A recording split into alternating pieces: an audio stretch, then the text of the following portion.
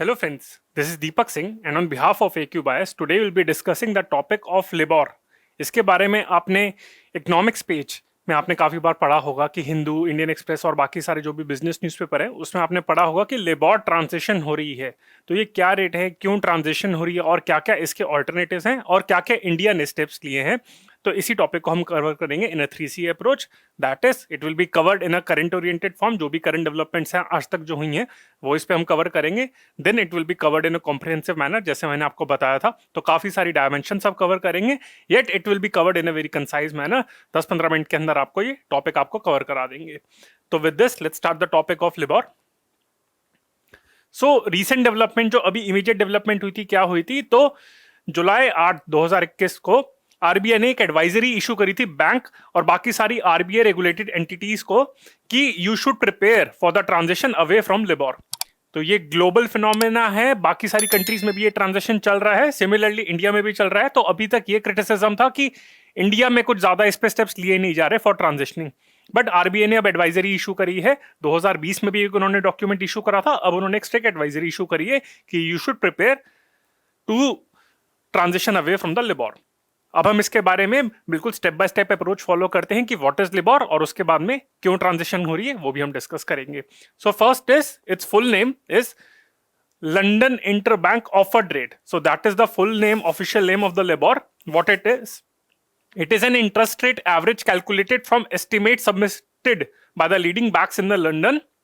It is the primary benchmark for short-term interest rates around the world.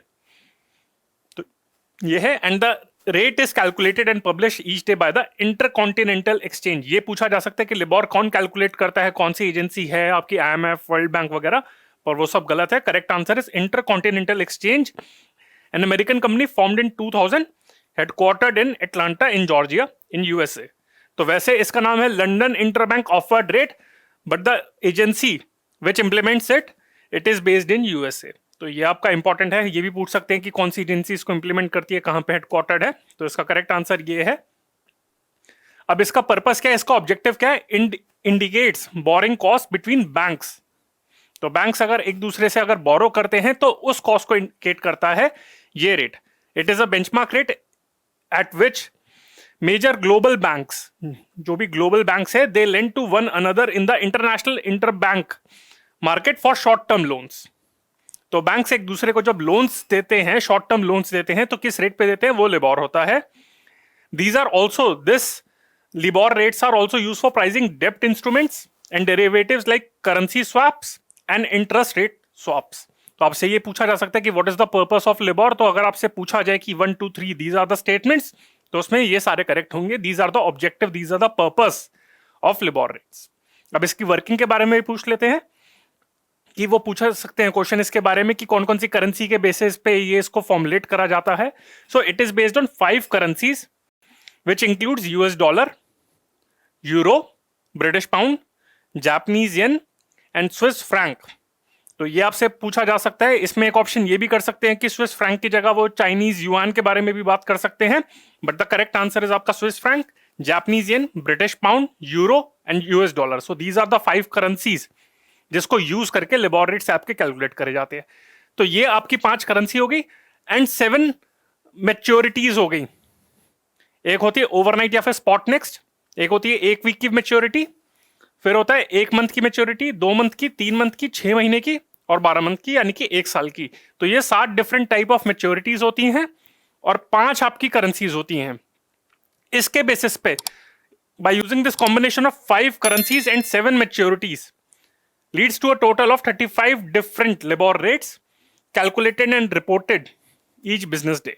तो आपके 35 rates आपके calculate करे जाते हैं on the basis of 5 currencies and 7 different maturities. अब हम बात करते हैं कि why is this transition happening. तो एक कंट्रोवर्सी हुई थी काफी साल पहले कि banks were found to be manipulating the LIBOR in 2007-8, which led to an investigation by the Britain's financial services authority. तो इसने इन्वेस्टिगेट करा था और उसके बाद कहा था कि अब लिबॉर को डिसकंटिन्यू करा जाता। तो जो टारगेट है वो 2021 के एंड से, यानी कि इस साल के एंड से इसको डिसकंटिन्यू का फेज शुरू हो जाएगा। So because LIBOR is derived from banks daily quotes of borrowing costs, banks were able to manipulate the rates through lying in the service.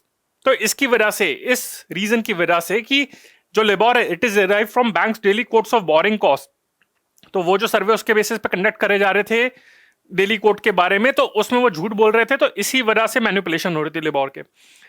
Dimming it prone to manipulation, UK regulators decided to discontinue LIBOR. तो पहले investigation हुई, पहले ये देखा गया था कि काफी मैनिपुलेशन हो रही थी 2007-2008 के आसपास, जब आपका फाइनेंशियल रिसेशन भी हुआ था, ग्लोबल रिसेशन हुआ था, तब उसके बाद इन्वेस्टिगेशन हुई थी। उसके बाद यूके के रेगुलेटर्स ने कहा कि इसको थ्रू सम फेजेस इसको डिसकंटिन्यू करा जाएगा। नाउ व्हाट इज हैपनिंग, तो अब इसी के बेसिस पे लिबोर का ट्रांजिशन हो रहा है, यानी कि अब लिबोर की बजाय दूसरे रेट्स अडॉप्ट करे जाएंगे ग्लोबली। सो काफी सारे रेट्स ऑल्टरनेटिव आपके मेंशन करे गए हैं, आपके सारे काफी प्रपोजल आए हैं कि कौन से रेट्स इसको लिबोर को रिप्लेस करेगा। तो जो सबसे प्रोमिनेंट है वो आपका सिक्योर्ड ओवरनाइट फाइनेंसिंग रेट, इसके बारे में भी हम डिटेल में बात करेंगे। तो 2021 के एंड से, यानी कि इस साल के एंड से लिबोर को फेज आउट करना शुरू कर दिया जाएगा और जून 30, 2023 तक फाइनल इसको फेज आउट कर दिया जाएगा। And most probably it will be replaced by secured overnight financing rate. So market participants are being encouraged to transition to other risk-free rates, of which SOFR, this is the prominent rate. So जहां पे लगता है कि वहां पे manipulation के chances कम होंगे, उन रिस्क फ्री रेट्स को ट्रांजेक्शन की बात चल रही है इसमें। अब हम यूके का ऑफिशियल डिसीजन की भी बात कर लेते हैं। तो ये तो ग्लोबल फिनोमेना है। तो मार्च 2021 में, जैसे मैंने आपको बताया था, Financial Conduct Authority of UK announced that all LIBOR settings will either cease to be provided by any administrator or no longer be represented. अब इसके दो इन्होंने डेडलाइन दी है। फर्स्ट एक है immediately after December 31, 2021। इस डेट के बाद in this case all pound sterling, euro, Swiss franc and Japanese yen settings and the 1 week and 2 months of US dollar settings, तो जो आपकी दिसंबर 31, 2021 के बाद है, ये आपकी डिसकंटिन्यू कर दी जाएंगी। Pound sterling, euro, Swiss franc, Japanese येन, और अगर यूएस डॉलर की बात करें तो जो 1 वीक और 2 मंथ की जो मैच्योरिटीज हैं वो आपकी डिसकंटिन्यू कर दी जाएंगी, वो सब खत्म हो जाएंगी। और जून 30, 2023 की अगर बात करें तो उसके बाद जो बाकी सारी यूएस डॉलर की सेटिंग्स हैं तो वो आपकी सीज हो जाएंगी, वो आपकी खत्म हो जाएंगी, उसके बाद वो डिसकंटिन्यू हो जाएंगी, लिबोर के साथ उसका कुछ लेना देना नहीं रहेगा, तो वो आपकी एक्सपायर कर जाएंगी। तो ये डेडलाइन उन्होंने सेट करी है, तो ये अनाउंस करा था। बट आरबीआई ने, अब इंडिया में भी इसमें काफी स्टेप्स लिए गए हैं, तो आरबीआई ने भी जो अपना डिस्कशन पेपर अभी रिलीज करा था, फिर एडवाइजरी इशू करी थी जो रिसेंटली, उसके बारे में यही कहा था कि ये ट्रांजिशन जो हो रही है इसमें काफी सारे चैलेंजेस आ सकते हैं, बिकॉज ये ग्लोबल फाइनेंशियल इकोनॉमी को भी हिट कर सकता है, डोमेस्टिक इकोनॉमी को भी, बैंक्स को भी हिट कर सकता है, कंज्यूमर को, आपके जो कस्टमर्स हैं उनको भी प्रोटेक्ट करना है, और इसके लिटिगेशन के चांसेस भी काफी ज्यादा हैं। तो ये सारे आपके चैलेंजेस हैं। In case they ask a question कि क्रिटिकल एनालिसिस करे that why are we transitioning from LIBOR, तो उसमें आप ये भी कह सकते हैं कि व्हाई आर वी ट्रांजिशनिंग, तो व्हाट आर द एडवांटेजेस, क्योंकि स्कैंडल हो रहा था, और उसके जो ऑल्टरनेटिव्स हैं जो हम अभी डिस्कस करेंगे, so they are offering more benefits, तो वो उसके प्रॉब्लम हो गई। एंड चैलेंजेस की बात करें तो यही है कि कर तो रहे हैं, but these are the challenges और these are the concerns that we have to take care of: customer protection, reputational and litigation risk, and disruption of the financial institutions and the economy. तो इसके chances काफी ज्यादा हैं। So these are the concerns और these are the challenges.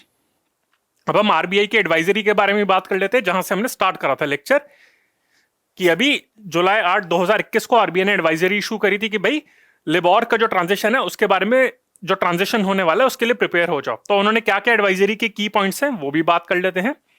So first is said that all the banks and the financial institutions must avoid entering into new financial contracts that use LIBOR as a benchmark rate and instead use any widely accepted alternative reference rate.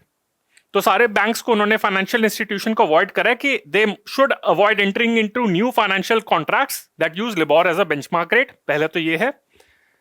They should also incorporate robust fallback clause in all financial contracts that reference LIBOR and are set to expire by the end of this year. तो fallback clause है वो भी आपको incorporate करने हैं। Banks should cease using the Mumbai inter bank forward outright rate MIFOR, Mumbai Interbank Forward Outright Rate, a benchmark rate which references the LIBOR. तो इसके बारे में भी है। तो सिर्फ ये आपको ध्यान रखना है कि ये पूछ सकते हैं कि काफी सारे आपके ग्लोबल फाइनेंशियल आपके इंटरबैंक रेट है, लिबोर है, आपका SOFR है जो आपका प्रपोज करा जा रहा है, यूरिबोर है, और भी काफी सारे हैं। तो ये क्वेश्चन पूछा जा सकता है कि MIFOR, Mumbai interbank forward outright rate, ये किसको रेफरेंस करता है, किसको, किसका, क्या इस कौन सा इंडेक्स इसका बेसिस है या फिर कौन सा रेट इसका बेसिस है? तो वो आपका आंसर है लिबोर का। तो ये भी यहाँ पे आपसे एक एमसीक्यू पूछा जा सकता है। तो इसी लेक्चर के थ्रू मैं आपके काफी सारे प्रीलिम्स ओरिएंटेड एमसीक्यूज भी आपके करा रहा हूँ और मेंस एनालिसिस तो करा ही रहा हूं मैं आपका। तो ये आरबीआई की एडवाइजरी थी। तो फॉल बैक क्लॉजेस के बारे में उन्होंने कहा था। फिर MIFOR उसको भी डिसकंटिन्यू करने की बात चल रही थी, और ये भी कहा था कि अगर नए कॉन्ट्रैक्ट्स में जा रहे हैं तो उसमें लिबोर को यूज नहीं करना चाहिए। अब हम बात करते हैं कि अब लिबोर को यूज तो नहीं करेंगे, उसका ट्रांजिशन हो रहा है, so what are the alternative. ऐसा तो नहीं है ना कि लिबोर को सिर्फ हटा देंगे और उसका कोई ऑल्टरनेटिव रहेगा। तो हम उसके ऑल्टरनेटिव की बात करते हैं। So first major alternative is secured overnight financing rate. So it is established as an alternative to LIBOR. As of 2021, it is the likely successor of LIBOR in the US. Now, SOFR uses actual cost of transaction in the overnight repo market calculated by the New York Federal Reserve. तो ये भी आपका एक important point हो गया prelims point of view से कि New York federal reserve है जो आपका, वो उसका कैलकुलेट करता है SOFR को। SOFR uses actual cost of transaction, ये इंपॉर्टेंट है, actual cost of transaction in the overnight repo market. तो ये है। अब साथ में हम ये भी डिस्कस कर लेते हैं कि लिबोर और SOFR में फर्क क्या है। ये आपका इंपॉर्टेंट है, ये आपसे पूछा जा सकता है कि instead of asking a question on LIBOR और SOFR, वो ये पूछ सकते हैं कि इनका कंपैरिजन क्या है। So as I said that unlike LIBOR, SOFR uses banks actual borrowing cost, जो हमने बात करी थी, rather than unverifiable estimate submitted by a panel of banks. तो ये आपकी बात है। नॉर्मली क्या होता था, लिबोर में क्या होता था, सर्वे कंडक्ट करा जा रहा था, उनके बेसिस पे एक सर्वे होता था, तो उस बेसिस पे लिबोर कैलकुलेट करा था। पर SOFR uses banks actual borrowing cost, ये है आपका। With US government bonds serving as a collateral in the borrowing, SOFR is calculated differently from LIBOR, ये भी आपका है। और क्योंकि आपका यूएस के जो गवर्नमेंट बॉन्ड है वो आपका कोलैटरल सर्व करता है, इस वजह से ये काफी लेस रिस्की है। तो ये भी आपका इंपॉर्टेंट पॉइंट है। And the less risky nature of SOFR may result in lower borrowing costs for companies.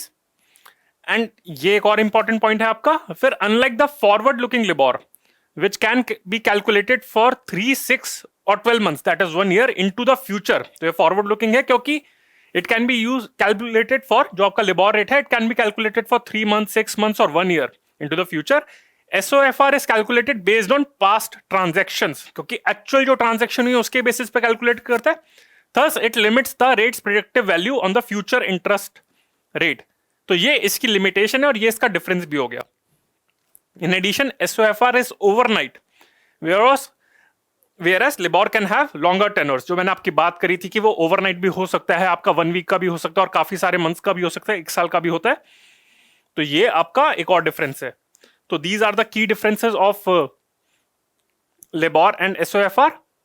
कि इसका गवर्नमेंट बैंक इसका कोलैटरल इसका सर्व करता है, लेस रिस्की है, फिर इसकी यहाँ पे बोरिंग कॉस्ट इसकी कम हो सकती है, साथ में इसकी फॉरवर्ड लुकिंग है और ये ओवरनाइट है और वो उसका लॉन्गर टेन्योर है। तो ये इसके एनालिसिस है, इसका कंपैरिजन है। फिर एमोरीबोर का भी है। AMERIBOR is a benchmark interest rate created by the American financial exchange. It reflects the actual borrowing cost of thousands of small, medium and regional banks across the America. It was created in 2015. तो small medium and regional banks के लिए है ये, but it is also useful for larger banks जो इनके साथ and financial institution that do business with these kind of banks. So indirectly larger banks के लिए भी यूजफुल है ये। सो आपका एक हो गया एमेरीबोर एंड लास्ट आपका होगा US dollar ICE bank yield index. It is a index proposed by the intercontinental exchange benchmark administration IBA in 2019. It will measure the yields at which investors are willing to lend US dollar funds to large, internationally active banks on a wholesale, unsecured basis over 1 month, 3 month and 6 month period. तो इसका भी tenure इसका भी काफी different है। तो ये एक और प्रपोजल है, बट ये प्रपोजल फेज में ही है, ये भी इतना एक्टिव नहीं है। तो बात आपकी जो चल रही है SOFR पे ही मेनली चल रही है। So these are the alternatives. So with this, friends, I have covered the topic. I hope you liked it. If you liked it, then please press the like button, share it with as many friends as you can, and subscribe to the channel of AQ Bias. And before ending the lecture, I just want to make an important announcement that AQ Bias is launching its fresh foundation batch covering general studies, essay, and CSAT from prelims as well as from mains point of view, and that is being started from 21st of July. Under this, 800 hours of classes will be provided in total, around 800 hours of classes, out of which 80 hours of current affairs will be there. And apart from this, we are also launching our optional batches for history, geography, political science and IR, sociology, and public administration. And friends, if you have any query, then please feel free to contact us. And these are our social media channels on which we are present. We are present on Facebook, Instagram, YouTube, Telegram. So do subscribe to the AQ Bias channel. And if you have any query, then please feel free to contact us. So friends, this is Deepak Singh on behalf of AQ Bias. Thank you. Bye.